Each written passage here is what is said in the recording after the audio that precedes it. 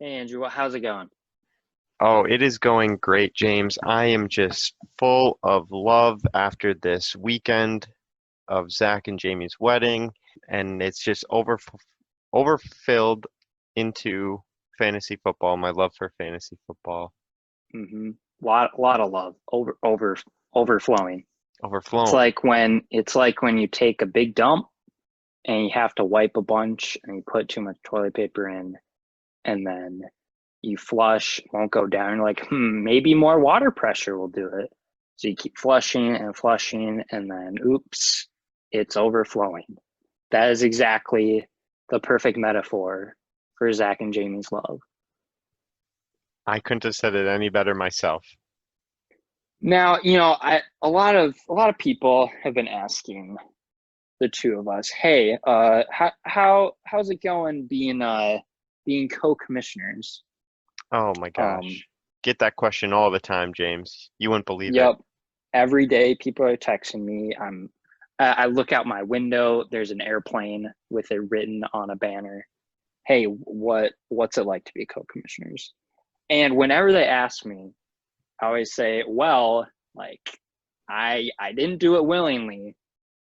It was kind of like a hostile takeover after I did my own hostile takeover. But I tell them it's kind of like Jim and Michael when they're co-branch managers in the office. Would you agree with that to me? I think so, yeah. Which one are you? Are you Jim or are you Michael? Well, that was my question because, like, I mean, my name is James, and I sometimes go by Jim, so like that would fit well. But I'm thinking like, so Michael did the like big picture stuff, and Jim did the like day to day. And I'm wondering if that actually fits our sort of arrangement we got here. What do you think? That could be, yeah. That's one good way to look at it. Which one of us is more awkward? I More think it's me. awkward. I don't know. All right, I Are you changed my sure? mind. Boom. So I am Jim. Yeah, I'll give Jim to you. Okay, sweet. Well, I'll give Jim to you, and you know what I'm gonna give all of our listeners? Some league news. You got it. All right, let's go.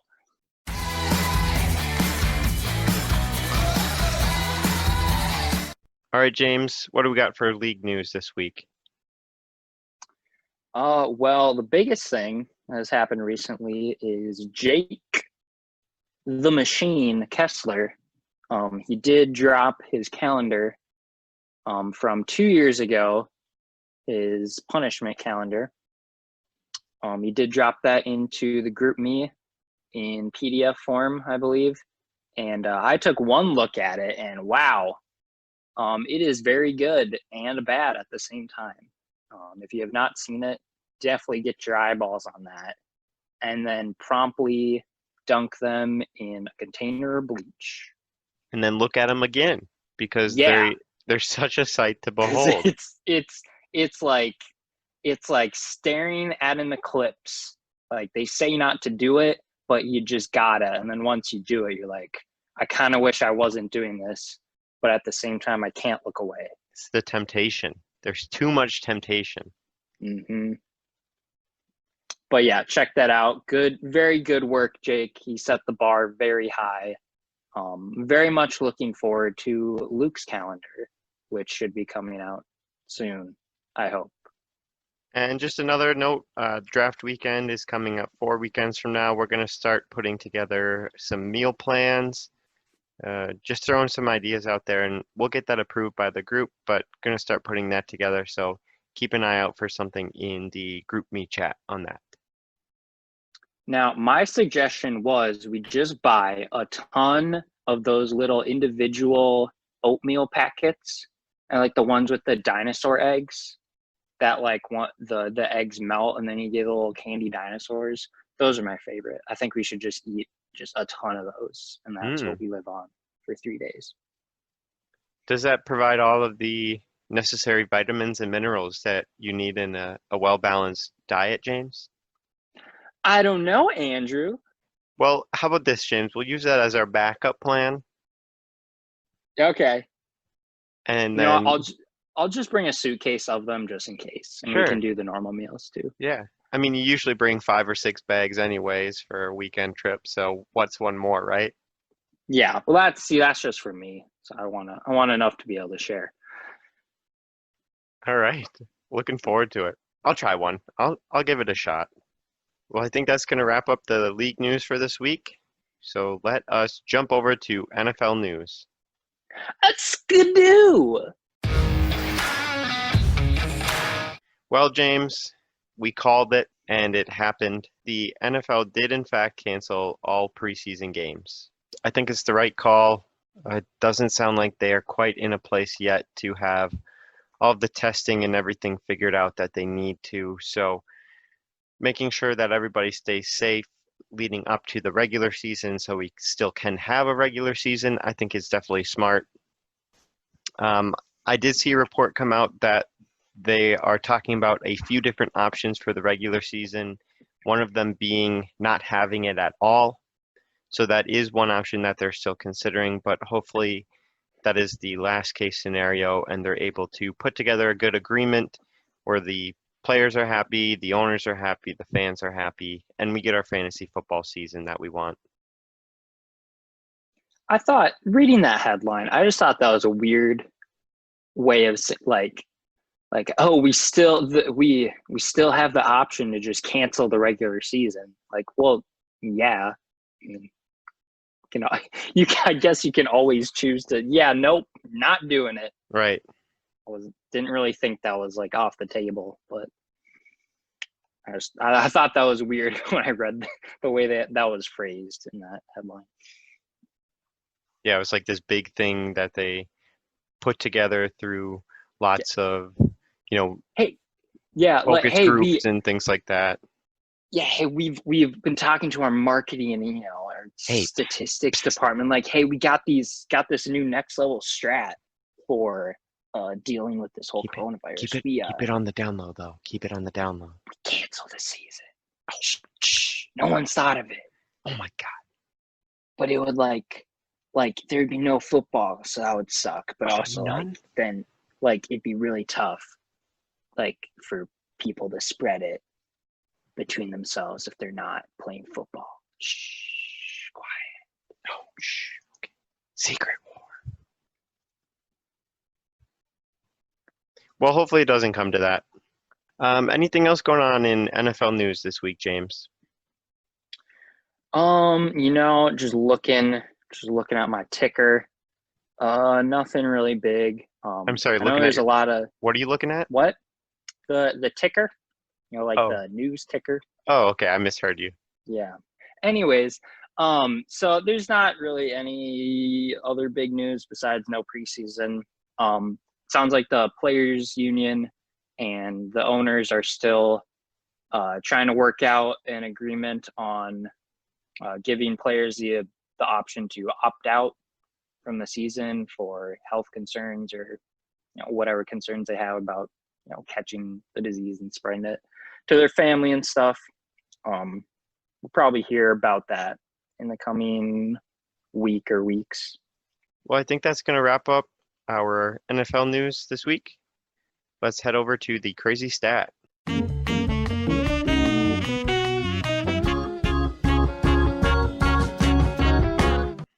I gotta be honest, I gotta shoot straight with you. You can Didn't always have shoot straight with me. didn't have enough time to look up a crazy stat this week. So let's go with a pretty interesting stat of the week. So, maybe not Okay, squat, maybe a so sit is fine for this week. that's it. All right, I'll be at a edge of my seat and good posture, like ready to do a good choir practice type posture. Perfect. I think that is very appropriate for this week's mildly interesting stat. So we've had 6 years in the league. We know that top defenses from previous years, the number one drafted defense each year it's hard to repeat that. And that has shown up in our league 4 out of the 6 seasons, the top defense was either drafted in the 16th round or completely undrafted. There have only been 2 years where that is not the case. Oh, geez. Oh, God. Oh, man. Oh, oh. You know, Andrew, I think that was a little too crazy for that posture. I did pull a hammy. Oh man, I'm I sorry. under. Oh God. Oh. Oh no. Oh no. Oh no. Oh my God. Are you okay? Yeah, we're good. We're good. We're recovering. Okay, so that was a little just too crazy. Now we know. We'll just plan. We'll just play it safe Just next plan a time. little bit better. Yeah. Oh, geez. I'm sorry. Oh, that's okay. We'll be good. I only need one hamstring to move. Well, I Okay. will better judge the craziness of my stats moving forward for the sake of you. I feel terrible. Are you gonna be No. okay? Yeah. I'll be able to just sit here and keep going with the podcast because I know that's what the Okay. people want, Oh, and that's what we're doing this for. It's for that's you, the for people. the people and all that sponsor money that we get, but that's secondary to the Well, people. yeah, but it's for the people first,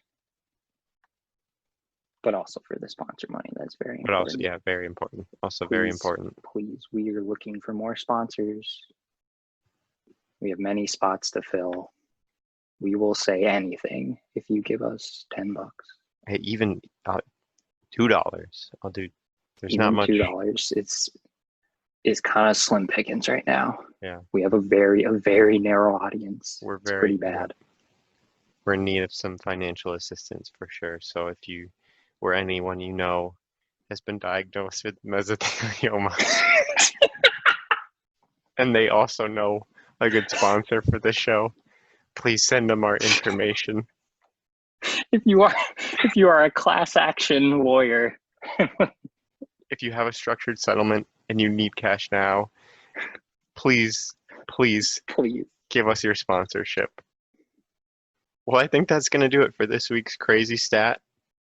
We had a absolutely delightful talk with our own David Booke. Got to get his thoughts on fantasy football, how he prepares for the season. So without further ado, let's head on over to the interview for this week.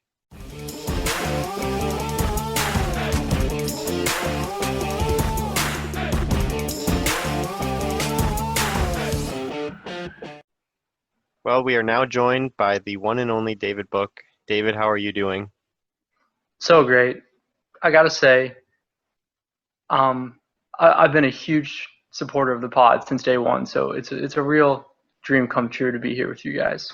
Wow, you're one of the first listeners ever to this Mm-hmm. very famous podcast? Yeah, since the very beginning. Wow. Wow, I bet were you one of the first 10 listeners? I think that's a safe bet. I might even go as far as saying first 6 or 7. Wow, dang, Yeah. you really have been here since the very beginning. Well, Mhm. it is an honor to have you on as well. So let's start off by just getting a update on your life. Where are you at? What have you been up to? How's life going? Life's pretty swell. I'm living in Nashville, Tennessee. I am a data analyst for Smile Direct Club, people that will straighten your teeth for you. I work with the marketing team, with the CRM team specifically, so we're in charge of like once someone goes on our site and says, hey, I might be interested in buying aligners, then it's our job to make them buy aligners, get them to finally do it. So, that's pretty fun. People are always freaking out like, hey, why didn't we sell stuff yesterday? And I'll be like, oh, here's why. So that's what I did all day today, and that's pretty much what I do all the time. So that's pretty fun. Other than that, I've been reading a lot during quarantine. Got some good reads out there. What series are you currently reading? Right now, I am reading the Prince of Nothing trilogy. I just started it a few days ago. It's pretty solid so far. It's a little it's like a little more dense, a little tougher read than the ones I've been reading lately, but I'm enjoying it. Now, is there any All chance right. that your team name this year comes from any of these summer reads? I did last year. I read what became and is my favorite series of all time, the Malazan Books of the Fallen, and one of my favorite characters from my favorite book in that series was Shield Anvil Itkovian. And so I tried to make well, really, I chose him because I had a player on my team that worked out to it sounded like it's a It Colvian, Tevin Coleman, It Colvian. So yeah, that was the deciding factor. So yeah, maybe we'll have to see what players I get and if any characters jump out to deserve being the team name. David, I would like to say that I did try to look up your team name and the reference you were making last year when I was doing the write-ups to make a funny joke off of it, and just Hmm. reading the Wikipedia just summary of that character was so inscrutable and confusing. I feel like without the context of the entire book series, it was very I did not understand it at all. Yeah, I mean, he's a great character. In hindsight, it may have been a poor choice because the shield anvil is a position in an army, and his job is just to carry everyone's grief and pain, and Hmm. he just takes it all on him basically. So probably not the best inspiration for a fantasy, the theme of pain and misery, which kind Well, of is what happened. But yeah, so maybe it was appropriate. Well, yeah, yeah. speaking of pain and misery, let's discuss your last season. Mhm. Yeah. You finished with a regular season record of 6-7. Now, you did have the fourth most points scored in the regular season, but you did end up missing playoffs, where you lost to Brandon in your first game, but beat Clay to avoid the Sacco Bowl. Overall, how would you summarize your 2019 season? I mean, it was a very typical season for me. I feel like I'm always in that 6-7, 7-6 range, always in that push to make playoffs in those last few weeks. I think a difference last year was I didn't really hit on any waiver wire additions because a couple years ago, I think it was 3 years ago, I picked up Alvin Kamara his rookie season week 3 before he just was amazing and finished as a top 5 running back. And then 2 years ago, and last year I had some really good waiver wire guys, but this year I don't think I had any big hits that really added a lot to my team. And I really depend on those waiver wire additions because, man, am I terrible at drafting. It's gotten to a ridiculous level. But yeah, I don't know. Like you said, fourth most points for. It was definitely a solid team. I think it was a playoff worthy team, but I wasn't going to win the championship, so not making playoffs wasn't really a huge disappointment, I guess. You mentioned your draft and not having luck. I'd like to take a closer look at your draft from last year.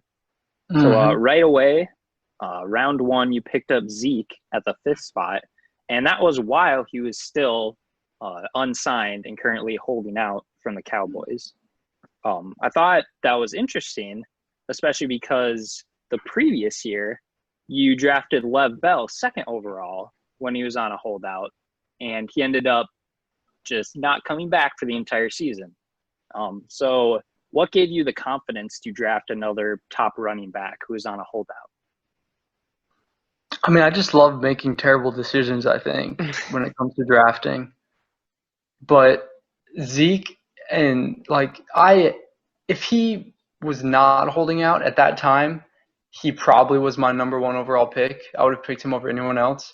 So being able to get him 5th I thought was probably great value. And then, I mean, I was planning on drafting Tony Pollard in like the ninth or 10th to get that handcuff because the prior year when I drafted Le'Veon, I was able to get James Conner like a week before the season started, and he was great. He was like probably almost as good as Le'Veon would have been.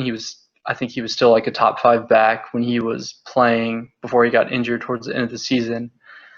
So knowing that, the Cowboys are in a great situation, their offensive line is amazing. Probably any running back could step in and produce as well as Zeke. So I was really planning on drafting Pollard, and that gave me, the confidence to pick up Zeke with that 5th pick. It didn't work out. I didn't get Pollard, I think. Did you, James? Yeah, you're welcome for taking him, so you didn't have to waste a draft pick on him. Right. Yeah, so that worked out, which was great. And I was like super pumped because I remember Cy was drafting before me, and I really didn't want him to take Zeke because I didn't know who I was going to take. If he took Zeke, I was going to have to think about it, and I don't want to have to think about it. But he took Michael Thomas, which was a great pick. So, but yeah, I mean Zeke was still like, I don't know if I was really expecting more. He was super solid. I think he scored over 12 points probably every week, but I don't know if he scored more than 20, like more than once or twice throughout the whole season probably. So, Yeah, I mean, he was was good, steady Eddie. yeah, The whole super year. steady, but I think I was expecting a little bit more. He was the 4th best running back. Yeah, and that's, I mean, that's where I Yeah. drafted him. He's the 4th best running back. So Yeah. But you probably were hoping that, if you had him, if it wasn't for the holdout, you might have taken him number 1, and so you're hoping for maybe a top 3 finish. Yeah. Well, David, you've mentioned it a couple times already in this podcast, and I know in some personal conversations that we've had, you've really emphasized how unlucky you have been in your drafts. We have gone over who your draft picks were in previous seasons and just said that was a bad pick, that was a bad pick. So what is it that is going to be different this next year for you to help you have a successful draft? I mean, absolutely nothing. I'm not going to change anything. I don't know what to change, I guess. I mean, I don't know. Just hoping to get luckier, I guess. Well, okay, so actually one thing, and this is something I've put a lot of thought into recently, and I've developed this theory. So 2 years ago was when we first watched the tummy video. That was when it was first introduced to us. Mm-hmm. And we watched it a lot. We watched it. It was on during the draft, wasn't it? Yep. While we were drafting. And we know that I'm a big tummy guy.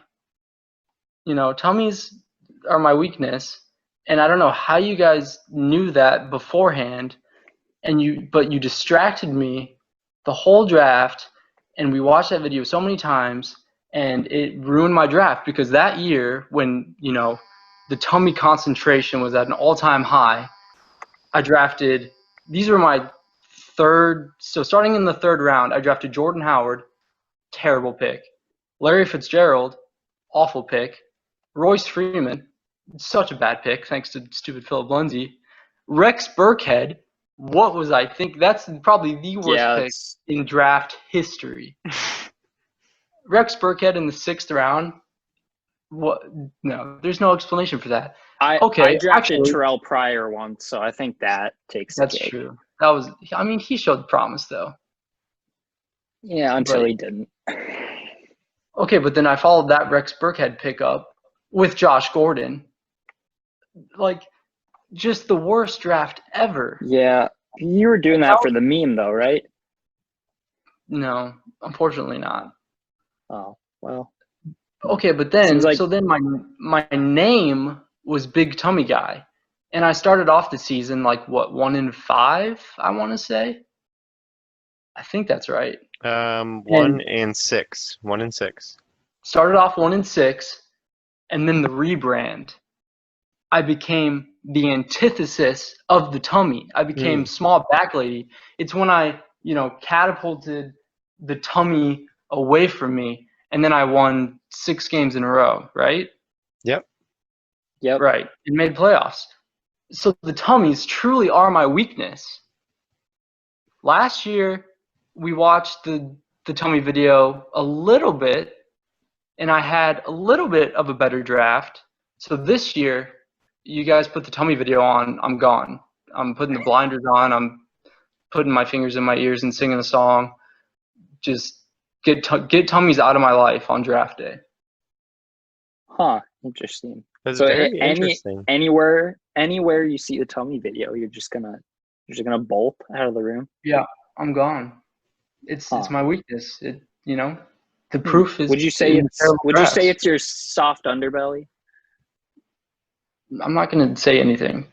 Only backs. I'm gonna go. I'm all backs this year. All backs. All Wow. backs. All chest, All no legs, as Kanye said, except all back, no tummy. So when you got like a heavy package from Amazon at your door, you're just lifting with your back, going all backs. All back. all backs. Like That's all right. running backs? Ooh. Ooh, maybe that's the draft Ooh. strategy. Ooh. All right. That's true. I did draft like three out of my first 4 picks last year were wide receivers. I did not. So maybe Didn't really pay off. Maybe that's it. And then you know what? You follow that strategy. Guess who's back in the championship game? In addition to this new tummy back strategy, I know that you are probably the person in this league that puts in the most amount of work during the off season and leading up to the draft. Are you willing to share any insight on your typical preparation? Do you do mock drafts? You know, what's kind of your typical lead up work to get you ready for the draft? I mean, it doesn't. I'm fine sharing it because it clearly doesn't work. So like, I'm not worried about helping you guys. But yeah, I'll just, I'm always keeping up with the NFL news. Who's getting traded, who's getting cut, free agent signings, and then just I watch college football a bit, so I know who a lot of the highly drafted guys are. So then when the draft comes around and see where they land, so how I start my rankings is after the draft happens and most of the free agents are signed and the depth charts are a little more solid and what they're going to be for the season. I'll go through all the teams' depth charts by position and rank each player for fantasy. And then the way I do my positional rankings is I do it all based on tiers. So like I'll go through all the teams. I'll do my tier 1 running backs. I'll just look through all the teams and I'll be like, all right, this guy's a top tier guy. This guy's a top tier guy. And I'll throw them in the top tier. And then I'll be like, all right, nobody else is really close to these guys. And then I'll just move on and say, all right, who's the next tier? And I'll throw a bunch of names in that tier. And then once I have all those tiers made out, I'll go through each of the tiers and rank the players within the tiers. So I do that like when's the draft? April. I'll do that in April, and then I'll start mock drafting maybe, a couple weeks. Do just like one a week maybe, during like May, and just always be adjusting my rankings as I, read more stuff and form different opinions just like from mock drafts and just reading more stuff and listening to podcasts and things like that. So yeah, I'll just do that, and then the mock drafts will kind of pick up as we get closer to the real draft. And yeah, just always changing my rankings and getting a better idea of what guys I'm looking to get in which rounds. But I'm kind of the opposite of Andrew. I don't have a list of players that I'm targeting. I'm always going best player available. So if it's my turn to pick and I have, one guy in the second tier of running back left, but there's like 3 wide receivers in my third tier of wide receivers, and I already have 2 running backs, I might still draft that third running back just because he's got more perceived value to me because he's like the last guy in that tier. Sure. So yeah, that's my general draft strategy. Well, it sounds very comprehensive.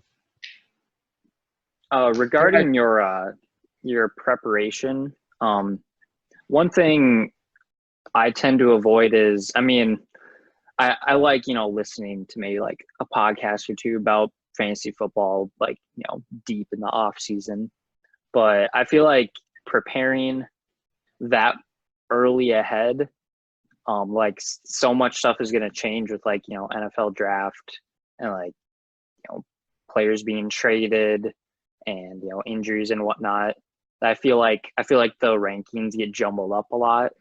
Um, do you feel that you start your rankings that early just because like maybe you just want to get back in fantasy football, so you like to do them early, or do you think that doing them that early actually gives you more insight to like how players are moving? Oh no, it's 100%. I want to do it. I want to, I miss fantasy football. I love fantasy Okay, football. And just going 5 months without it, it sucks. So when the NFL draft is over and, you have a better idea of who's on what team, I just can't wait to get into it. I make a day out of it and I just do all my rankings one day and it's a great day.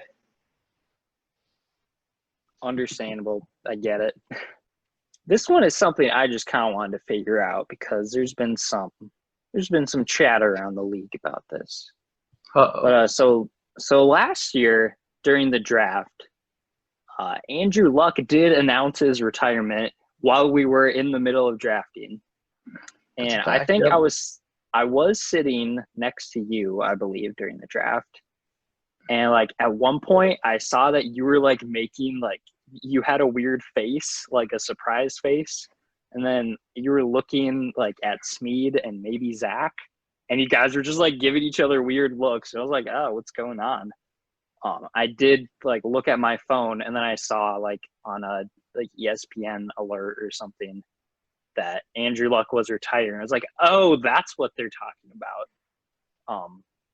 But it did take a while for that to leak out to everyone until we finally just like announced it out loud. And I was wondering, do we know who was the first to find that out It was during the Smead, draft? It was without a Smead? doubt. Yeah, because I remember looking over at Smead and he was freaking out over something and I had no idea what it was. And he just like mouths, "Look at your phone," and points down at his phone. And that's when I saw it. And I'm pretty sure you and Zach were next. I think Zach was before me. It might have been Smead and Zach that knew before me. But I know for sure I didn't learn, but I knew to look at my phone from Smead. So yeah, it was all a big conspiracy, major collusion right there. That was great. That might be my favorite draft day memory. It was so cool. It was just like I couldn't believe it because Andrew Luck, like I want to say, he was like a potential top five-ish guy. Yeah, I feel like he was around like fifth, Yeah, like because he fourth had or fifth. when he And played. maybe a little later actually. Yeah, I think there was risk on just like his injury and the whole like, oh, is he throwing a full-size football? That whole thing, because that was him, right? Yeah, yeah. Yeah, Is he throwing the Duke or? Oh wait, no. Was that him? Yeah, it was. it might have been Is he Cam. throwing I the don't know. Duke or not? But yeah, when he played, he was a great fantasy quarterback. But then I think it was the season prior to the season, he retired. He ended up like not playing for the whole season, even though he was always supposed to be coming back. So there was a ton of risk, but there was a ton of upside. So he was just a really interesting guy going into the draft. And then him, announcing his retirement during the draft it was crazy. It was And crazy. It and was during great. I like couldn't wait for someone to draft him. But it just never happened.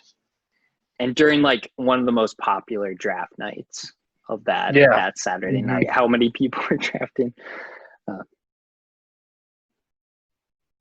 So I can give an answer to this one. oh yeah. Does Andrew know? Jeez. I've been hoping that this didn't come out, Oh no. but I had my phone. I was sitting in front of the fireplace. There's like a little bench there. I And I remember. was sitting with my laptop on my lap, just like laptops should be. Mm-hmm. A And nice brandy in your left hand. no, not quite. I think I had a Mountain Dew Code Red. Ooh, But I same had thing. my phone sitting up, face up, and I saw the notification that said Andrew Luck announcing his retirement, and I immediately look up to see who else got the same notification. And I see Zach doing the same thing. So he also must have had his phone up. And we just like stared at each other for a while. And then I kept looking around, and I knew that both James and David, I know both of you guys had the same app. And I was just waiting for you to look at your phone because I wanted to see your reaction. And finally, I couldn't take it anymore. And I got David's attention and told him to look at his phone. And he looked at his phone and looked up at me, and his jaw literally, like he was mouth agape looking at me. I thought it was so funny. Like, I was just staring at him like, yeah, this is happening. Middle of the draft. That is my favorite fantasy football moment so far. Yeah. Just seeing David's reaction to that was just so crazy. Yeah, I think it was David's reaction that finally got me to be like, what the hell is going on? Yeah. I can't think of any like surprise sports announcement like that was, that big of news, It's Yeah. just And crazy. also so relevant because we were literally I know. like Yeah, time sensitive. Well, there it is. There's the truth. I'm free of my guilt now. And rest easy for the first time in 320 days. Well, now that Andrew has admitted his sin, we're going to take a quick break and talk about today's sponsor. Today's sponsor is the Ab Circle Pro, as seen on TV. The Ab Circle Pro works out your upper, middle, and lower abs and obliques, your entire core, in one simple fat-burning motion. Does not include calorie counter / computer. Get a firmer, flatter stomach without sit-ups and crunches. 3 levels of fitness, so it's perfect for any fitness level. Ab Circle Pro. Buy it today. Well, while we have you here, David, we're going to ask you a couple of would you rather questions this week, too. Are you ready for the would you rather questions? I can't wait. I'm so excited. They better be a good one, James.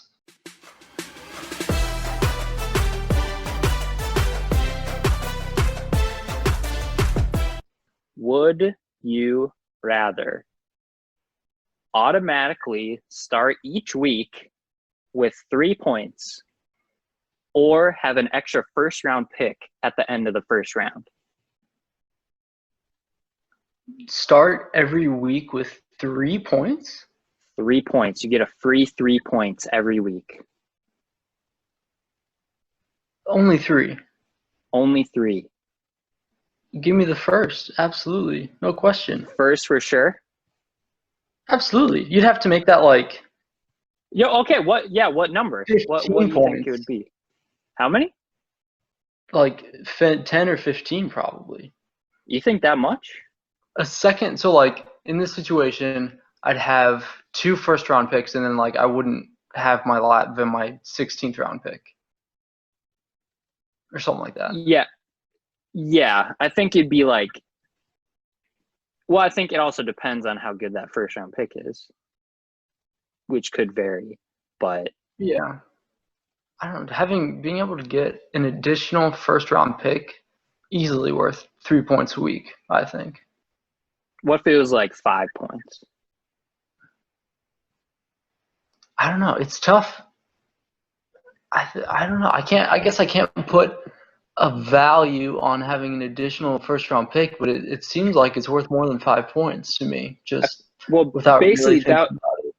It would be like swapping out whoever is your first flex with another first rounder. Right. And how many additional points on average do you think they give you each week? Yeah, so like how many more points would a first round pick in my flex give me than like a 5th round pick in my flex? Yeah. So yeah, I guess. Yeah, now I think about Probably that. I around think 5 3 points is a little too low. But yeah, I don't know. I would just love having another first round pick, having another one of Yeah, those great guys, one of those studs. yeah, pretty valuable. Smeed, let's make it 5 points. I wasn't really sure what point to put. Let's bump it up to 5. What would you rather do? Um, I don't know if like numerically it makes sense, but I think having a second first round player is more fun. It's a Fair name that enough. Yeah. it's a name that everybody knows that you expect a lot out of, and having someone like, Julio Jones and Derrick Henry or whatever on your team, that's just exciting. That's just fun to see on your roster. So I would also go with the second first round pick. I think if it's like 5 points, I think I might be tempted to just take that. Obviously, it depends on what that first, and I think that's part of it is that like you're not really sure what that first round pick is going to do, and maybe if you go safer with it versus more risky, but like that first round pick, if you pick Lev Bell, like that sucks. But if you just start out 5 points each week, then that's a constant, like over 16 weeks, that's, 50 times what plus 30, that's 80 points more. I feel like that Yeah. would be more valuable or at least safer. I don't know. I think it would change my draft strategy quite a bit too because I think I might go quarterback in that extra pick. I might just take like Patrick Mahomes there or that's like a interesting. tight end. Because I'd See, be like, you know what, they're definitely going to be scoring a lot of points, so I want to get a for sure person there. I don't know. I was thinking I would without a doubt grab two running backs if I had two first round picks because there's only those like few handful of guys, like 6 or 7 guys who are real stud, like get 80% of the workload running backs. And if you were able to get two of those, because in our drafts every year, I feel like we always like the first round is always like 10 or 11 running backs. We go running back crazy. So if you were able to get two of those guys, that'd be awesome. All right. Good answer for the first one. David, would you rather win the league in a given year or have Duke win the national championship game in Ooh. men's college basketball? Hmm.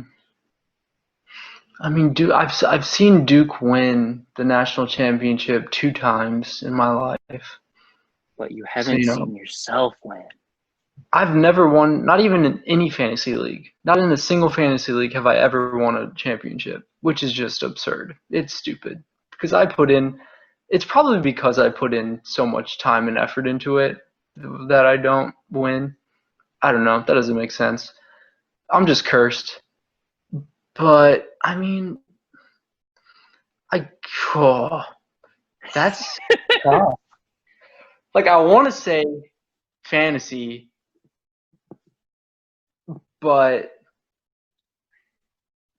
Now, winning the fantasy league does come with monetary compensation. like not enough for it to be meaningful. It depends on how you spend it. Depends With on how David, creative you are. here's Yeah. here's a question that might help you. Which one is more unlikely to happen in your Ooh. opinion? Because that's the one you should I pick feel like then. they're pretty like I'd I say think they're both like fairly equal. 1 out of 12 chance any given No, year. my chances. I'm better than 1 out of 12. There's no way Is Cy is or Duke are Luke Duke's are chances better than 1 in better 12? than 1 in 12. It No, depends on the probably not. year, but on average, Well, actually, I don't know because I mean, if you look at the past 30 years, they've won 5 times, so it's 1 out of 6. and you It's have probably see they're extremely equal. I think they're very equal chances. you got to I think choose. I'm gonna be selfless. I'm gonna go with Duke. I think Wow. it would bring me probably almost an equal amount of happiness, and then it lasts. Well, I guess the fantasy championship would last forever too, but like it would add to Duke's legacy, which Duke's legacy means more to me than most things in the world. So, David, I do have a secret third would you rather for you, but do I I'm have to going do to something wait. to We're unlock going it? to pause. We're going to hit pause on that, put a pin in it, and then we will come back to it when it is more germane to the conversation. All right, Jermaine Jones. Yep. Jermaine Jones. Shout out to Zach. All right, so let's jump back into the formal interview part. So even though you've had some bad lucks in drafts, like we've talked about, you do seem to make up for it somewhat by being active during the season. You're second only to James in transactions. You have 36 per year, and second only to myself in trades with 2.3 per year. So looking at the trades specifically, how do you go about looking for potential trade partners, and how do you seal the deal? I mean, the trade partners is just entirely dependent on the players. I don't go like, hey, I want to trade with Zach. I go through the teams and look at, players that I think would make my team better. And I got trading is probably my favorite thing about fantasy football. Nothing gets me going like negotiating a trade. It's just so much fun. I love doing it. Like you could probably get away with a pretty bad trade with me just because I want to make a trade. I just love it that much. But yeah, there'll be a guy that I want, a guy that I want to add to my team. It could be because I see an opportunity, like he's had a bit of a value dip. He maybe has not been performing well, because he's been going against tough defenses or for any other number of reasons, and I think that he's going to start producing at a higher level, so I'll target him for a trade. Or in some situations, like what was it, 2 years ago during the rebrand, I had a little bit of depth and I was really pushing for that championship. So I packaged Dalvin Cook and Tyler Boyd for Antonio Brown.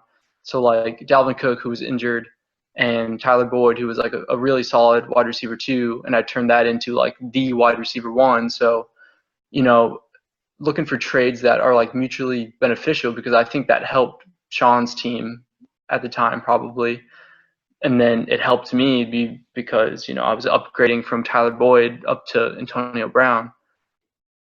So yeah, I really love trading, always trying to improve my team. That's, something I'm always trying to do and something I have to do since I'm so bad at drafting. Sure. Well, trades can be fickle, and sometimes they turn out lopsided in your favor or in your opponent's. Over your 6 years with the league, do you think you've gained a net benefit from all of your trades? No doubt. I think my worst trade was early on. I don't think I've had any bad trades the last 2 or 3 seasons, since I've like really started, getting into fantasy. I think it was like 2015 or 2016 was a trade where I traded for Jeremy Hill, who had like an amazing first 2 weeks of the year, and then he was terrible after that. So that was definitely my worst trade, and really the only trade I remember doing from like more than a couple seasons ago. But yeah, I think so. During the rebrand year, I traded away Le'Veon Bell and somebody else and got Devontae Freeman and Travis Kelce. And so Le'Veon Bell didn't play the whole year. Devontae Freeman was hurt the whole year. The only player out of that whole trade that like ever had any value for the rest of the season was Travis Kelce, who was amazing. So I definitely think I won that trade. And then last year, I forget the specifics of any trades I had, but I remember that I liked them all, and I think they all panned out pretty well. I remember one of them you got Michael Gallup in, which was a pretty good result. He was super solid. I traded you Miles Sanders right before he had like 2 big games to close out the season, and he was on your team and not my team for those. Oh yeah, that was great. Oh yeah, because I really needed, because Darius Geis, my running backs were terrible. My running back and depth was non-existent because Darius Geis was dead. Tevin Coleman had like one huge 3 touchdown game after he came back from injury, but then after that he was terrible. So I really only had like one usable running back on my team. So I was just trying to get somebody. And then Miles Sanders, after I traded for him, he blew up because I mean a big part of that was the Eagles had 0 people to throw the ball to. Greg Ward was their wide receiver one, so Miles Sanders was getting a ton of targets, and he was really, really doing well during that time. Yeah, I Yeah. remember I was in the same situation, but had no wide receivers. I was like, hey, maybe we can do a trade there. I think I Who got did I get? Curtis Samuel, which Oof. yeah, like I think he wasn't great, like wasn't terrible, No. but like. So David, in your 6 years in the league, you have made the playoffs twice. Both of those times, your playoff run was ended by Andrew Smead. And you also haven't fared any better against him in the regular season. I believe total you are 0-9 against Andrew in 6 years. Do you have any comments on that? I mean, it really is something because like we're if there was a matchup where one person had never beat the other person, it's likely one of the teams is an expansion team and there hasn't been that many matchups. But like we have to be the only OG member matchup where one team is defeated against the other. And it's just like it's a curse at this point. Like there's nothing I can do. It's bigger than me, you know? I have no power against it. And what was it? In an earlier episode you said that Smead averaged like 7 more points against me than anyone else, which is I think ridiculous. it was like 11. It was 11 more points per game. Which when you consider the sample size, like we have he's played everyone probably, close to 6 or 7 times at least, except for the newest expansion teams. So that kind of outlier is just ridiculous. And then also, okay, my most like vivid and painful fantasy football memory has to do with playing Andrew Smead, of course. The during 2 seasons ago when I was still big tummy guy, it was during my like terrible start of the season. It was going into either the Sunday night game or the Monday night game. I had Andy Dalton and Tyler Boyd left, and I needed like 11 points from them combined to beat Smead. We both had terrible weeks. I think he was only like in the 80s and I was at the 70s at that point.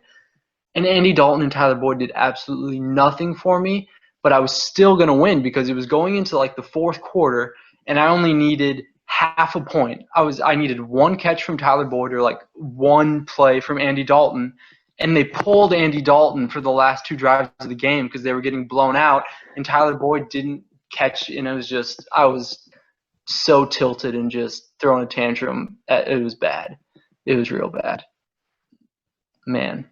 It's cursed because, and then after the rebrand that same year, I was playing him in the first round of the playoffs, and Yeah. man, my team was great. I knew I was going to win the championship. I forget who my quarterback was, but who was it? Nick Chubb, James Conner, Aaron Jones, Keenan Allen, Antonio Brown, Travis Kelce, just stacked.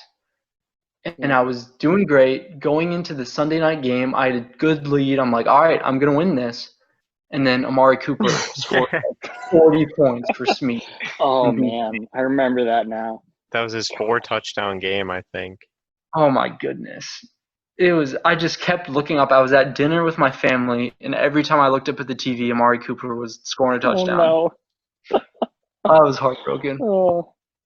But I Yeah. know that whenever I do beat Smead, if it ever happens, I'm not saying that it will, because it probably won't, but if it ever happens, that's the year I'm going to win the championship, guaranteed.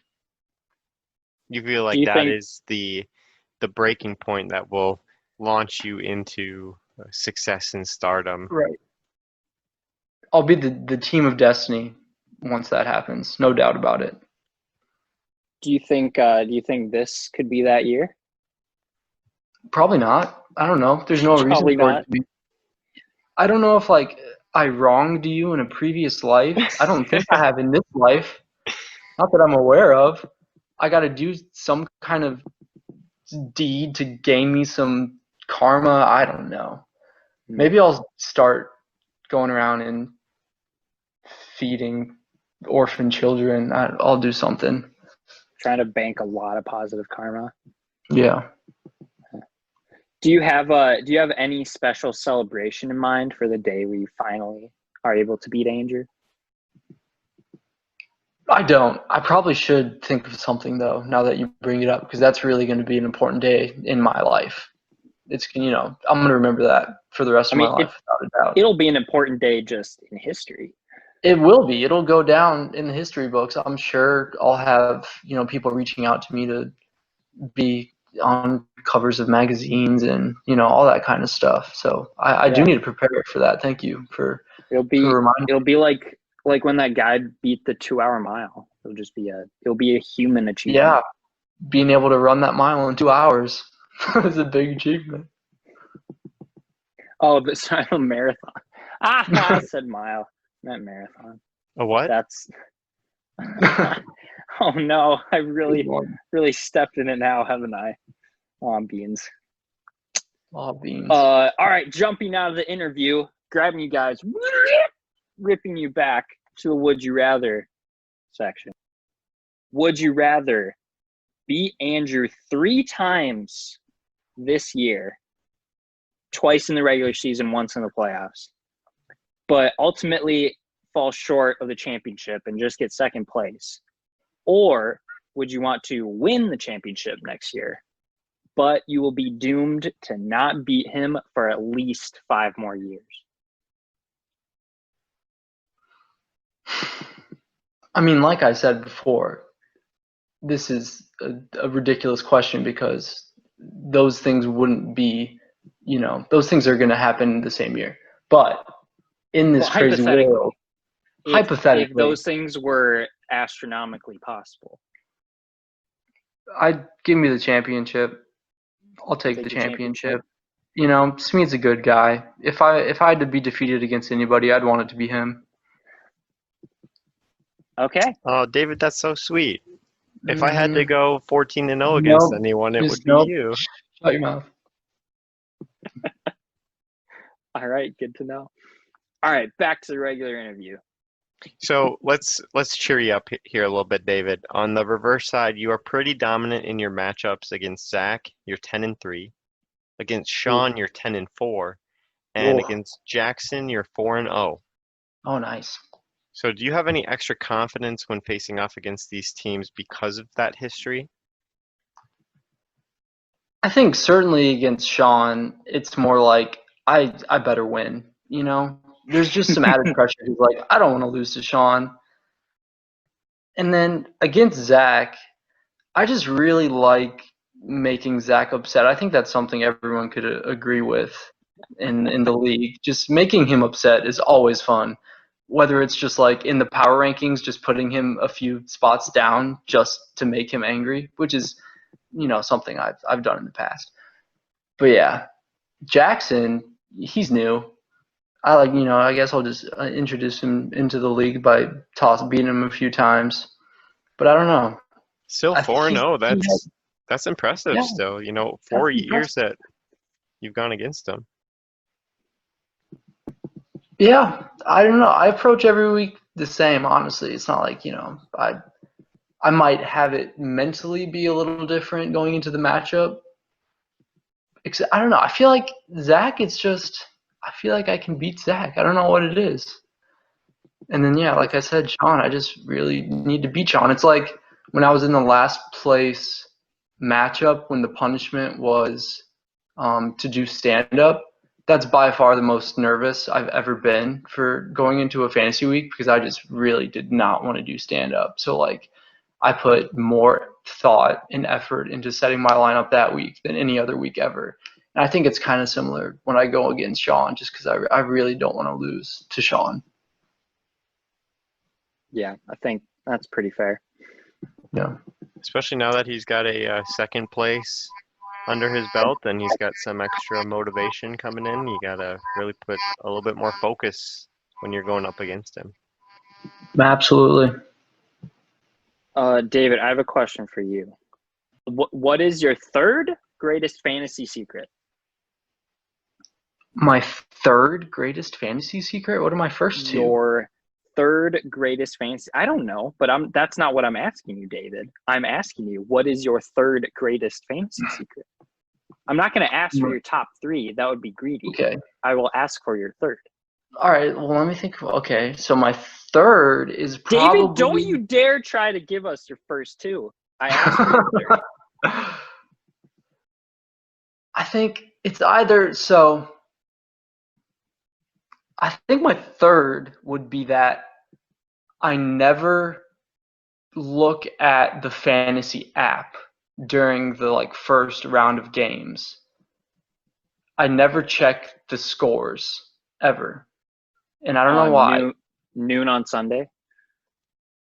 Yeah, starting noon on Sunday until the end of the first round of games at 3 or whenever they end. I just don't look at the fantasy app. I'll look at the ESPN app and go through all the teams and look at all the players' individual stats and add up my team's score in my head and add up the team score that I'm going against. And it's I may as well just check the fantasy app. But for some reason, it's not real if I don't check the fantasy app. So I never do. Even though I know what the scores are, I don't know. I don't know how that started, but yeah, that's my third fantasy secret, I'd say. That's very interesting. Huh. That's very interesting. Seems like a lot of extra work. Yeah. When did that start? I don't know. I couldn't tell you. I feel like I've been doing it for years. And I really don't. I don't know. I think it really is because if I don't look at the actual scores according to the fantasy app, it's not as real. Yeah, I sort of get that where I don't want to see that I'm doing terrible, so I just don't look at it because then I can't be doing terrible. Right. But I think you started from I'll look at the scores on the ESPN app and I'll be like, oh, the Packers scored a touchdown. I wonder if it was one of my players, and it started from that, where I just only check the ESPN app. I don't know. I couldn't say. Well, that is an excellent fantasy secret. Thank you for that. Oh yeah. All right, David, we got one more question for you here. Give it to me. In 6 years, you have gone 5-8 2 times, 6-7 2 times, and 7-6 2 times. You are consistently middling and on the border of playoffs every single year. And with those records, you have found a way to make an appearance in both the championship game and the Sacco Bowl, but didn't win either, or lose the Sacco Bowl, I guess. So what is the biggest thing you need to do this upcoming season to ensure that you have a dominant team, you can avoid the loser's bracket, and give yourself another shot at the championship? I'm gonna reiterate what I said earlier. It's staying away from tummies. That's without a doubt the biggest thing, because I know I'll make good waiver wire additions. I'll do everything right during the season. I'll make improvements to my team. It's just getting that base, starting from a good place in the draft. And the only way to do that is to stay as far away from tummies as I possibly can. And now, I feel like I'm going to get, sandwiched between Jake and Jackson shirtless or something, and they're going to give me, a tummy overdose. I don't know. But that's not the kind of tummy I'm weak to, so that's okay.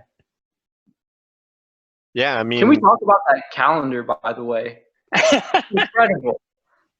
I did not know that the human body was capable of such grace and majesty. It is inspiring. Yeah, it is a high bar for everyone. It really is. David, I would say, David, that you are a big tummy guy, and Jake is a big tummy guy. Accurate assessment there. So does that play into this avoidance that you're going after? Do you maybe not want to Yeah, look at the calendar? it's Good hard to luck. stay away from that calendar, honestly. Yeah, Like I'm getting it's like drawn back into it. It's just it's it's in my like thoughts, it's like in the back of my heroin. mind. You just gotta Right. keep drinking Nothing it. feels as good after you experience it. Well, David, thank you for your time here today. It was an absolute treat to be able to talk with you, and best of luck this upcoming season. Can't wait to see you for the draft weekend 4 weeks from now. I'm very excited to spend some time with the league mates, and thank you for the well wishes. I kind of wish you guys luck, I guess. I know you guys will probably be okay. You don't need my well wishes. So yeah. Thanks for having me on. It was a blast. Wow! Wow! Wow! Wow! Whew, Wow! Can I you can't, believe that? I am speechless. That was, I had my expectations, but David just Out the water. out that water. Wow. Well, thank you very much, David, Booke. You know what, James? Great. Yeah. When they write a biography about my life, it's going to be split into 2 chapters. Mm-hmm. Before that interview and after that interview. It was Hmm. life-changing. I think mine will be split into 2 chapters too, but one will just be before and after, and then the second chapter will just be that interview because I want to save the best for last. Wow. Yeah. It was an absolute pleasure talking to David. We are going to be continuing with 2 interviews a week, best we can. They're not really following a structured outline of when we're going to be releasing them, but we are planning on getting through everybody's interview before the draft weekend. And once we have that, then we'll be set to have a great weekend. So keep an eye out for everybody's interview coming up. Keep tuning in because there is important league news in here and NFL news. And thank you for listening to this week's episode, and we'll catch you later. Signature sign off. Wink.